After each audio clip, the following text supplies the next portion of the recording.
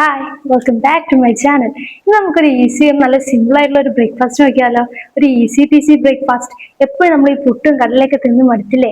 അപ്പൊ എങ്ങനെ ഒരു ഓവർനൈറ്റ് ഓട്സ് വെക്കാം, വായോ. ഈ ഓവർനൈറ്റ് ഓട്സ് ഭയങ്കര സിമ്പിൾ ആണ് ഉണ്ടാക്കാൻ, മാത്രമല്ല ഹെൽത്തിയാണ്, നല്ല ടേസ്റ്റിയും ആണ്. അപ്പം 1/2 കപ്പ് ഓവർനൈറ്റ് ഓട്സ് ഞാൻ ഇട്ട് കൊടുക്കുന്നുണ്ട്.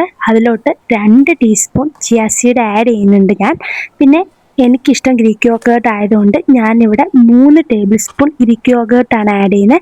നിങ്ങൾക്ക് വേണമെങ്കിൽ വേറെ ഫ്ലേവറൊക്കെ പിടിക്കാം കേട്ടോ. പിന്നെ അതിലോട്ട് ഞാൻ 1/2 കപ്പ് പാൽ ഒഴിച്ചു കൊടുക്കുന്നുണ്ട്. ഇത് സാധാ പാലാണേ.